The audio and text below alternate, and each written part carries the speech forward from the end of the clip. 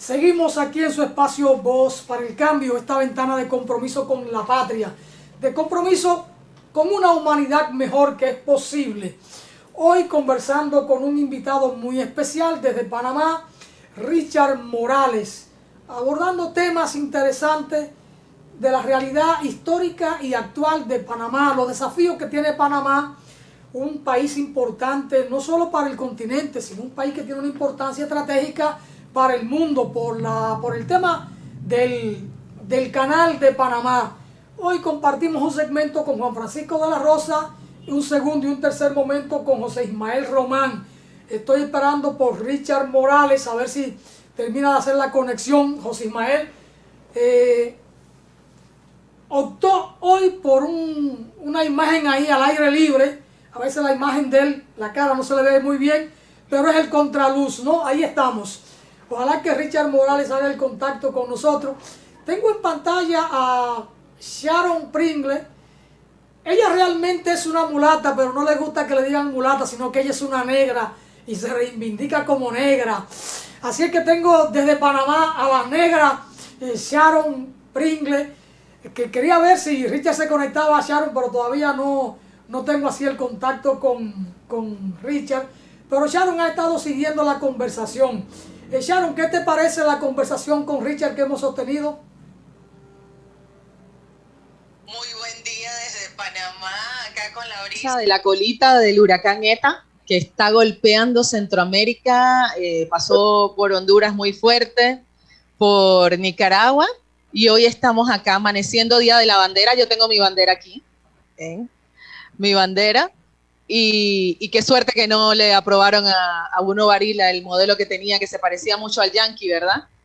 Y bueno, estamos con esa brisa huracanada, y de huracanes saben ustedes más que nosotros. Contenta de estar acá escuchando los planteamientos de Richard, las reflexiones en torno a nuestra historia, una historia que es contada a veces, ¿verdad? Con diferentes enfoques, pero por supuesto, Richard es un hermano progresista de la izquierda panameña y que sabe hacerle pues justicia a nuestra historia. Estoy muy contenta de estarles escuchando. Desde acá vemos a Richard como parte de un relevo generacional en la política, y digamos que en la política positiva de Panamá. Sharon, esa imagen que yo tengo de Richard, ¿es correcta? Sí, fíjate, es una propuesta joven, no corrompida, y que da mucha esperanza, ¿verdad? Con un discurso coherente, y estos días hablar de eso en el ámbito político es decir mucho, ¿verdad? Le tenemos muchas esperanzas. Sharon, tengo a Richard en pantalla y tengo también a José Ismael. José Ismael es uno de los grandes declamadores del país, si no el mejor hoy en día. Está compitiendo con el mejor, aunque ya él va de retirada por los años. No te pongo viejo, José Ismael, pero no es lo mismo cuando tú tenías 20, 22 años a que ahora que andan en los 62, 63. No es lo mismo. Claro. A propósito de la fecha y la presencia de Richard, ¿tú te atreves a regalarme un poema para Richard, José Ismael y para la República Dominicana? Bueno, eso es una tarea bastante difícil, sabiendo que en la República Dominicana se gesta una poesía, bueno, los 7 días de protesta, ¿verdad? Que tienen ustedes, se gesta una poesía muy reivindicativa, pero ahí le vamos, ahí le vamos. Para introducirte digo que yo no soy citadina, tengo ya 2 décadas de vivir acá en la ciudad.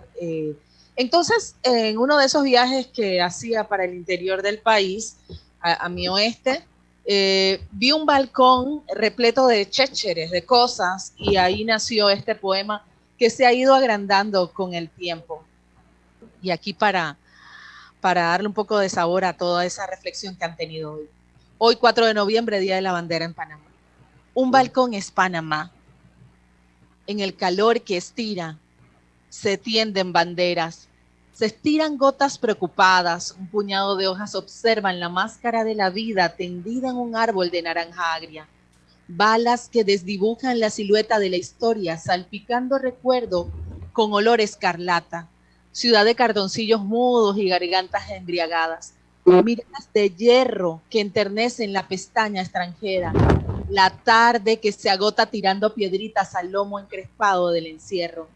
Un balcón es Panamá, besos furtivos que se llevó el aire para regalarlos a la orilla de un piélago que viste encaje de lentejuelas, senderos que buscan callejones malolientes donde el niño suma su pobreza con un ábaco, una planta de anís estrellado que lija las varices retorcidas de mi vieja, mientras uno de sus pies ulcerosos besa un billete de lotería que aún no cae del cielo. Un balcón es Panamá, trapos que tienden contagiados del hollín citadino, los pulmones que se mecen estropeados en la tintura, el anhelo de chiquillo en rabieta que sacude impotente la teté de tachuelas que no traga, y desde una ventana de ojos todo entra y sale toreando la ceguera de una puerta. El encanto de la bandera que es madre y pavonea la victoria virulenta de sus hijos. Los pensamientos de melocotón que no remiendan la memoria de una setentona piel de pimienta. Un balcón es Panamá, caricia humedecida con su rapa de café claro en la lengua del migrante ignorado. Llanto del amor espumoso confundido en el muelle con perfume de pescado. Soledad sin retorno de la que llamaron noche y cuenta los centavos con los dedos de su vagina. Horas que se consumen en la pereza de pedir permiso de entrada al día. Letreros que marchan en estampida del edificio que un presidente le regalará a sus amigos. Todo atestiguado por una garrapata y un cien pies que patinan en zapatillas en este mundo de comején. Tal vez amanezca una sábana de dólares y sea el primer premio de mi vejez. De lo contrario, en mi refugio de caracol tiraré las cartas, a ver si las recogen un par de estudiantes que ya no leen. Un balcón es Panamá, un cuadrito de pared guindado de una nube putrefacta de plomo, un par de calzados engrapados con hilos de nequén, las bendiciones que se fueron nadando a la alberca de un cura burgués, el calcio que huyó de mis dientes porque la ministra olvidó firmar la orden de proceder, las grietas de la palma de una mano anciana que toca a un ladrón de corbata cada 5 años, el trabajo más antiguo de la esquina que nadie quiere reconocer, la galopante injusticia que es puta y no por ser mujer, los papeles que nadie leerá porque ya serán en la hoguera santa, sin toque de campana. Un balcón es Panamá, los regaños de mi abuela que planchó las letras seguridad social en las mangas de un juega vivo, al tiempo que un par de hombres de mierda arropan el odio con sus faldas discretas, un basurero de espejuelos que el colonialismo escupe cuando nos enamoramos de su lengua. Pero cómo odiarte mi vasito de penas con olor a licor de café, si cada tarde cuando tejo cadenetas de miseria, mi cadera de catre se menea coqueta con tu alegre brisa, cuando te columpias en mi cárcel de balcón y me enredas en una lluvia de chifón y seda, todo se olvida y me encaramo en la punta de tus 2 estrellas para peinarte, Panamá. Gracias, Sharon, muy amable. Gracias, magnífico. Todo el tiempo en el programa, solo que no encendió el video ni el audio, pero te ha estado escuchando, te ha estado siguiendo todo el trayecto de la conversación. Hay muchos temas pendientes y se van a quedar pendientes, por supuesto, nos quedan unos 15 minutos de programa. Está todo el tema de la corrupción, el tema de la población indígena. Bueno, hay muchas cosas de qué hablar todavía con el tema de la cultura, que ahí un poco hay que ver la cultura panameña imbrincada con la cultura colombiana, si realmente hay esa continuidad en términos de cultura, siendo Panamá un desprendimiento de Colombia. Pero bueno, José Ismael, siguiente interrogante. Sí, no, ya agradecer, ¿verdad?, la posibilidad de escuchar a Sharon, interesante, y ver cómo se da esa relación que ella describe de Panamá, del urbanismo con República Dominicana. Interesantísimo. El poeta con esa arma, la poeta, pues retrata como debe ser nuestras realidades.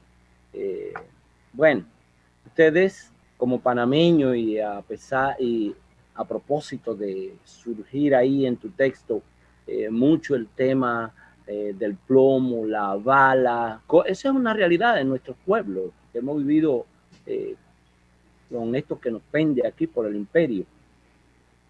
En este caso, cómo esa relación que hay con Estados Unidos, ¿cómo podrían ustedes describirla ahora a propósito que uno ve la degradación que hay en ese país, de la política, de las instituciones, un poco haciendo ese símil, Richard, también con el caso de Panamá?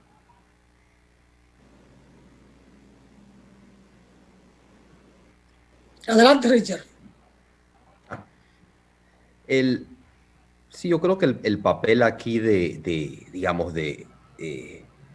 si tuviera que, digamos, tratar de ver de manera muy particular cómo esa presencia estadounidense, cómo ese imperialismo jugó un papel digamos, en agudizar los niveles de corrupción de manera histórica hasta llegarlos a donde estamos, a donde los tenemos ahora, que la presencia estadounidense también truncó en gran parte la posibilidad de un desarrollo independiente propio, ¿no? El desarrollo siempre está obstaculizado por el hecho de que Estados Unidos controlaba el principal activo panameño, que era su posición, que es su posición geográfica.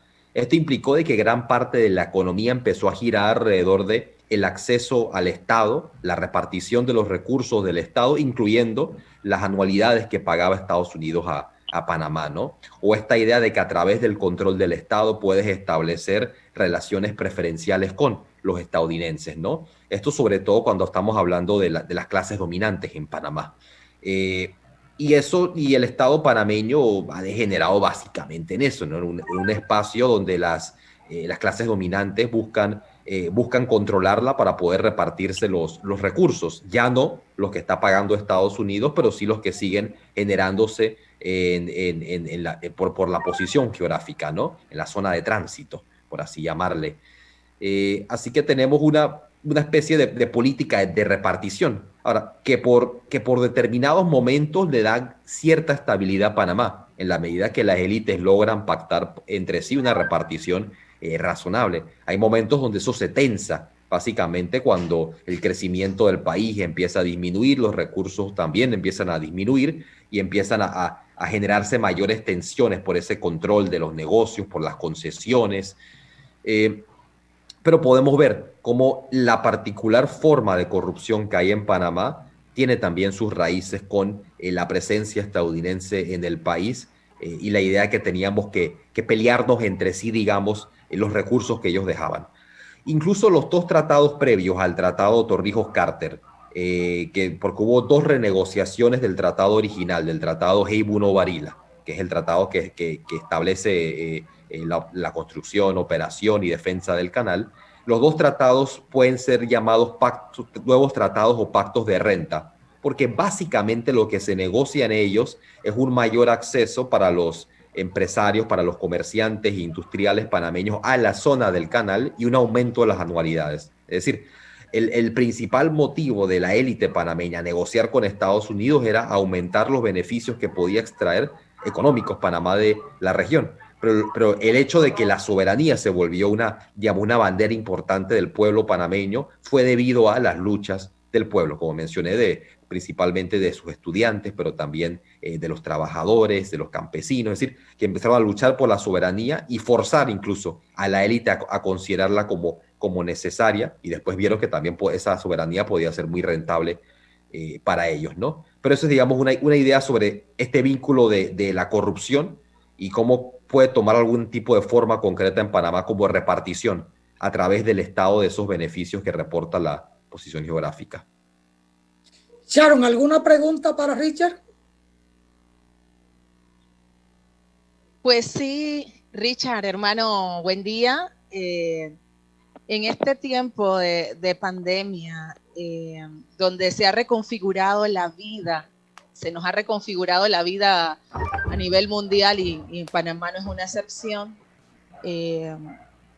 ¿Cómo notas la correlación de fuerzas, verdad, que existe?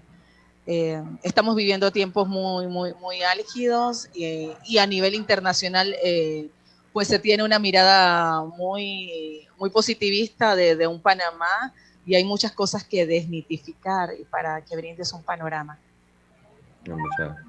Y bueno, y también decir que me ha impactado, me ha parecido nivel de pasión la poesía que has declamado, ¿no?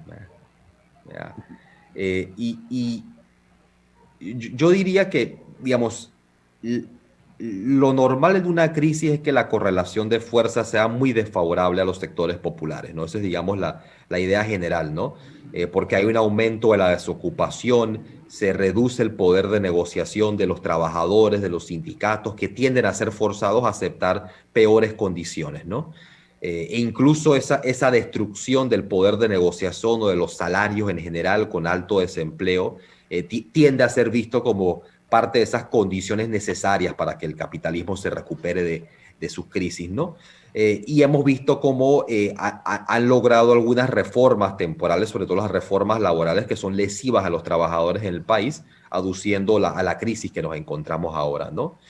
Y sin lugar a duda, esta crisis por la que estamos pasando ha sido particularmente cruel con una gran parte de los trabajadores, más de 250 contratos de trabajo suspendidos, la difícil situación de los trabajadores informales.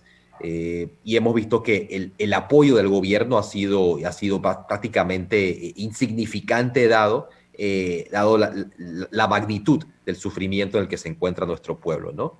Pero si algo me da esperanza, a pesar de que las condiciones son adversas a los sectores, a las fuerzas populares, sería que se han dado una gran cantidad de iniciativas, de intentos de organización y de articulación entre distintas organizaciones, entre nuevas generaciones políticas, es decir, que se está dando que hay un esfuerzo muy deliberado por tratar de organizarse dentro de la coyuntura. Y yo creo que eso es parte de la clave y de esperanza para lo que viene en los próximos años, ¿no? Porque uno bien sabe que la única forma de cambiar la correlación de fuerzas adversas es a través de la organización, de que las fuerzas contrahegemónicas logran organizarse para tener la fuerza suficiente para enfrentarse a sus enemigos, a la élite política, a la élite económica en nuestro país, ¿no? Sí, yo diría que lo que me da optimismo son esos esfuerzos organizativos que estoy viendo en este momento. Y otro elemento subjetivo, pero creo que importante, ¿no? De que hay más gente cobrando conciencia de que el fondo de los problemas del país tienen que ver con su modelo, tienen que ver con su sistema, en particularmente porque en un momento tan difícil como este se ha visto cómo fallan los mecanismos que tiene el Estado para apoyar a la población. Se ha visto también que no ha habido un mayor desprendimiento de parte de la clase dominante en Panamá. Uno sabe que no iba a haber ningún desprendimiento, obviamente, ¿no? Pero creo que en la mente de la población sí había esta posibilidad de que hubiera algún tipo de salida que fuera mucho más equitativa, donde se compartieran más los costos y beneficios. Pero vemos que los costos se le han cargado a la población, a los trabajadores, y básicamente el Estado ha tratado de beneficiar o proteger a los sectores dominantes del país, sobre todo al sector bancario, pasando una serie de normas para evitar que se diera una moratoria real y condonación de deudas y demás, ¿no? Yo creo que eso por lo menos ha ayudado a develar algunas de los rasgos más crueles del modelo y pudiera generar suficiente conciencia en nuestro pueblo para que se dé cuenta de que no basta la mera alternancia entre los poderes tradicionales, sino que requerimos una transformación mucha más profunda de nuestro país. Gracias, Sharon. José Ismael, adelante. Sí, no, voy a insistir en esto. Creo, Richard, que Panamá tiene una historia, una cultura ligada a Estados Unidos. Aquí, después de la intervención, quedó el rastro del uso de los estupefacientes en la juventud, en la gente, ¿no? Por esa presencia, ¿no? Ese es uno de los arranques, pudiéramos decir. En Panamá, ¿cómo está la juventud en este momento que requiere de la integración de ellos y la presencia del problema de las drogas en las calles? es sumamente grave y si quisiera hacer una analogía o un paralelismo con lo que describes sobre los efectos que deja, el rastro que deja tras de una intervención estadounidense como la que se dio en Dominicana y después en Panamá, tras la invasión del 89 fue muy claro de que una gran cantidad de armas utilizadas en ese momento, de armas que pertenecían a las fuerzas de defensa o al ejército panameño, terminaron en manos o de pandillas o simplemente siendo traficadas, vendidas, intercambiadas en las calles de Panamá. Así que sí hubo definitivamente un impacto y un impacto sobre el tejido social. Y yo diría que el crimen organizado terminó envalentonado tras esa intervención estadounidense, ¿no? Y aquí habría que ver, por ejemplo, el caso de la ciudad de Colón, ¿no? Y la ciudad de Colón es la ciudad terminal panameña en el Atlántico, ¿no? La ciudad de Panamá en el Pacífico, Colón en el Atlántico. Y por mucho tiempo Colón fue una ciudad vinculada a las bases militares estadounidenses, ¿no? Había una relación importante ahí, sobre todo económica. Y uno puede ver cómo esa relación también genera también efectos adversos sobre toda ciudad, ¿no? Es decir, la presencia de bases militares tiende a generar unos efectos adversos sobre las poblaciones, y podemos ver cómo tras la salida de los estadounidenses, además de un abandono en general que hubo de parte del Estado panameño, y además de ser la ciudad donde más se evidencia, digamos, esta segregación entre los sectores vinculados o volcados al servicio internacional y el resto de la población que no recibe esos beneficios. En Colón se encuentra la zona libre de Colón, que había mencionado que es esta gran zona importadora, reexportadora, pero básicamente los beneficios de esa zona no llegan a su población. También se encuentran los puertos más importantes del país, que sus beneficios tampoco llegan al pueblo, pero el Colón se ha vuelto un punto de trasiego de drogas importantes, lo que también contribuye a la presencia de gran cantidad de pandillas. Panamá, además de un punto de lugar de tránsito de bienes y servicios, también lo es de droga, ¿no? del tráfico ilegal, y mucho opera a través del puerto de Colón, ¿no?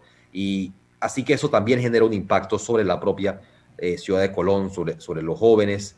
Es decir, y uno puede trazar esos negocios también ya a la propia élite panameña, al hecho de que la propia plataforma de servicio sirve para impulsar o para encubrir estas operaciones, ¿no? Que ya es el vínculo de los crímenes de cuello blanco con lo que se dan en las propias comunidades, ¿no? Pero digamos, dejando a un lado ese vínculo directo, ¿no? entre los servicios que ofrece Panamá o su estructura económica y ese impacto sobre los jóvenes, cómo esos servicios también se vinculan, ¿no? Uso la posición geográfica con el narcotráfico y otros tipos de temas. En general hay un abandono generalizado de los jóvenes en Panamá, ¿no? En Panamá hay niveles de deserción que alcanzan un 50% de los estudiantes una vez llegan al tercer año de la secundaria. Y por algún tiempo, mientras duró la bonanza económica, parte de esos jóvenes podían ser absorbidos en sectores como la construcción, por ejemplo, ¿no? Pero en la medida que la construcción se fue estancando, mucho antes de la pandemia, incluso nuevamente el COVID-19, los prospectos para gran parte de la juventud se van perdiendo, ¿no? Así que ahí vemos, digamos, parte de los impactos de esa enorme desigualdad que hay en el país, que es el abandono generalizado de los jóvenes, que terminan teniendo que ver cómo sobreviven por sí mismos. Y Panamá no ha tenido, digamos, una política social dirigida a los jóvenes que sea coherente, consistente a lo largo del tiempo, ¿no? Bueno, muchas gracias Richard Morales por estar con nosotros. Gracias Sharon, gracias José Ismael, gracias Juan Francisco. Una conversación larga, muy interesante, y ojalá que en algún momento pudiéramos repetir el encuentro, porque quedan muchos temas, muchos aspectos relevantes de lo que debíamos conversar.